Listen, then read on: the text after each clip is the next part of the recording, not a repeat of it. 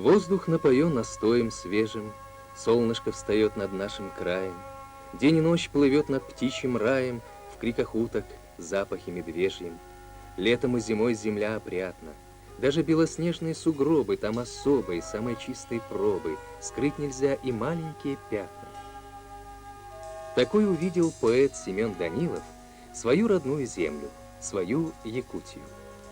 Таким предстает этот суровый и сказочный край на полотнах Афанасия Осипова.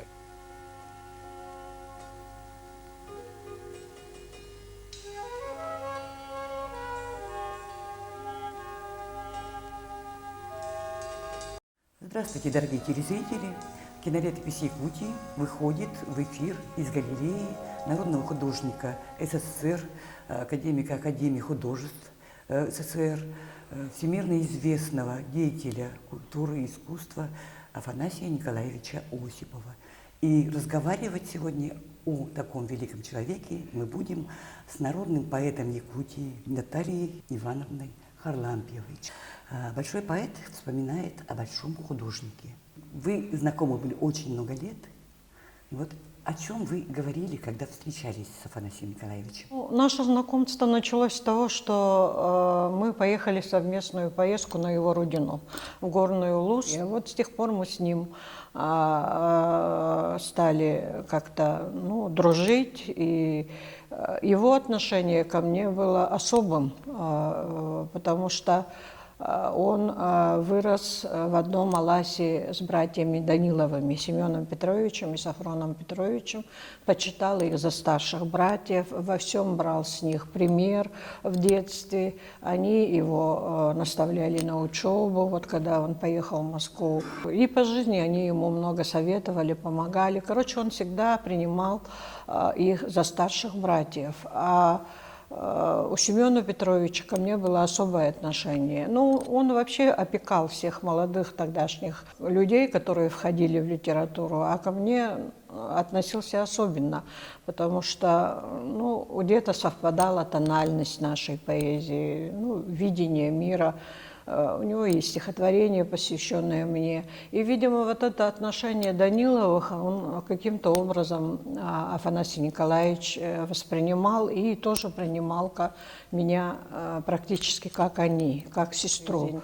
Как принято у якутов в патриархальной такой семье. Я с почитанием, но без особого понебратства, как говорится, относилась к нему. И в основном наши разговоры были, конечно, о литературе, о художнике, который должен изображать жизнь. Он часто рассказывал свои случаи, которые с ним происходили в его жизни. Рассказчик он был прекрасный.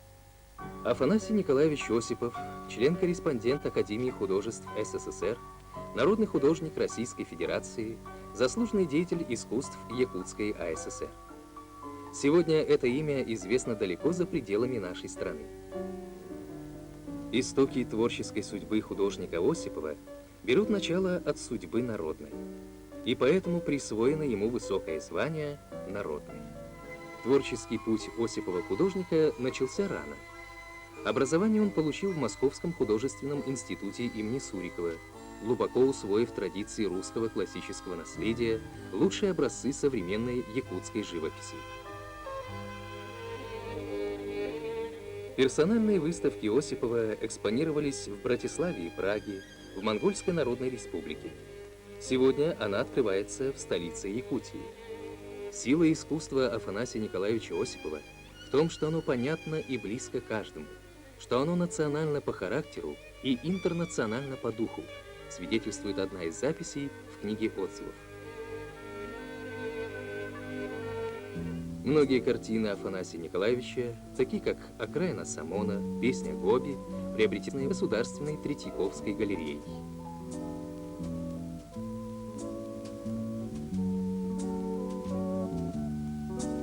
Конь мой скачет, и путь мой тернист. От тебя мой огонь, от тебя моя сила и власть. Я твой меч, твоя речь, твоего вдохновения честь. В этих строках Семена Данилова как бы сформулирована творческая программа художника Осипова, верного сына своего народа, выразителя его дум и чаяний. Темы разговоров определял именно Афанасий Николаевич или...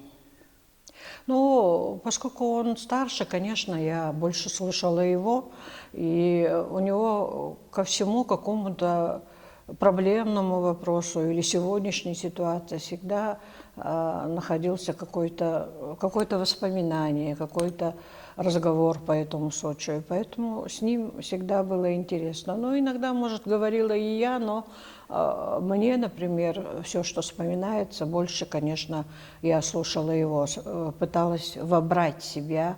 И я видела, что это настолько органичный человек, что вот он что в Якутске, что в Москве среди академиков, рядом с этим же Сарители, да, он чувствует себя абсолютно нормально, как в обычной жизни. И точно так же себя ведет, и точно так же всегда в центре внимания со своими разговорами, со своими рассказами.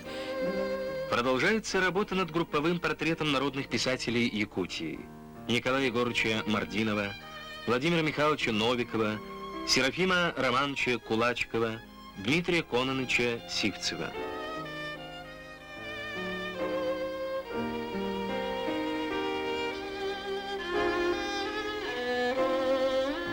Широко известны полотна Осипова «Первопроходцы»,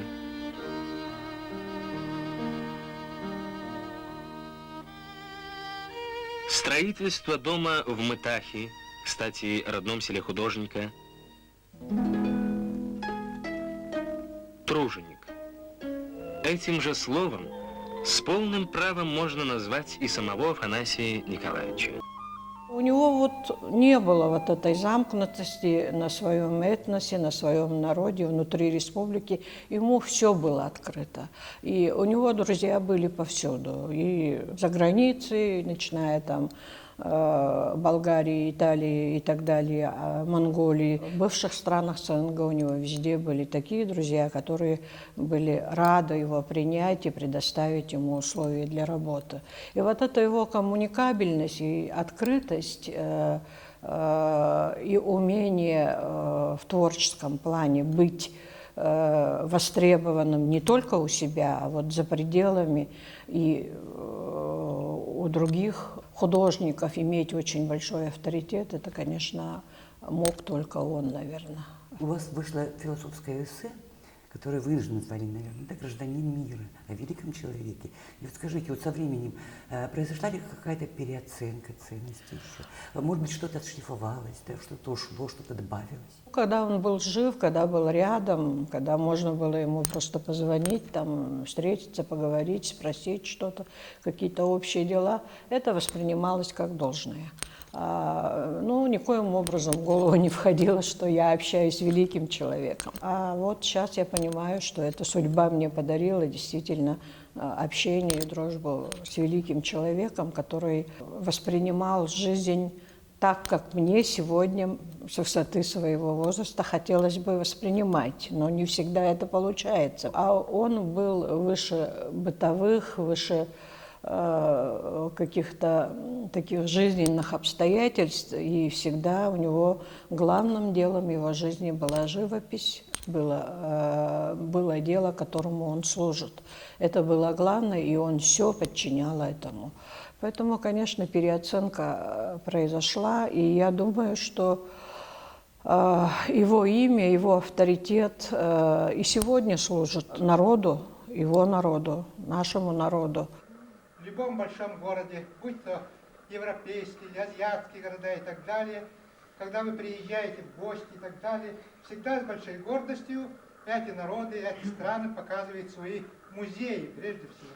И каждая страна, каждый народ гордится этими музеями, предоставляет самые лучшие свои дворцы. И то, что в этих дворцах хранится, содержание этих коллекций становится гордостью этого государства, этого народа. Наш музей сегодня – это наша гордость, это замечательные, имеет уникальные коллекции, прежде всего очень полные коллекции произведений всех поколений якутских художников. Много художников из советского скажем, Москвы, Санкт-Петербурга и других союзных республик и так далее.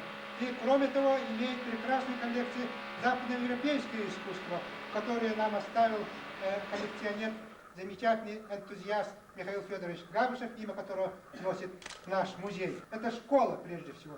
На этих произведениях учились многие поколения вот якутских художников. У нас нет других произведений, музеев, в которых бы мы увидели бы подлинные произведения и шедевры авторов очень известных художников, и русских, и якутских, и других городов.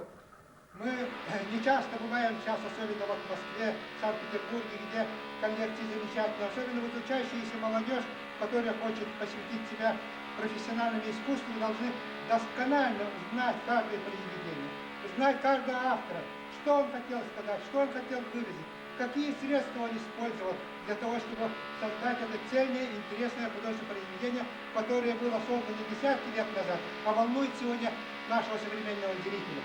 Именно этим отличается художник, что после даже ухода из жизни художник оставляет после себя свой труд, всю свою жизнь, все свои помыслы, мечты, и его смысл жизни. И мы видим это в их произведениях.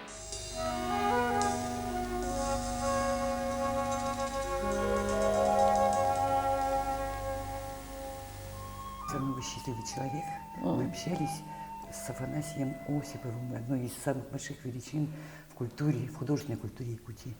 Наталья Ивановна, мы благодарим вас за то, что вы нашли время прийти к нам, поделиться воспоминаниями. И я хочу вас еще отдельно поблагодарить за поддержку нашего аудиовизуального центра, потому что вы много лет консультируете наших экспертов в части материалов именно о литературной истории Якутии. И мы желаем вам большого творческого долголетия и всего хорошего в вашей жизни. Спасибо.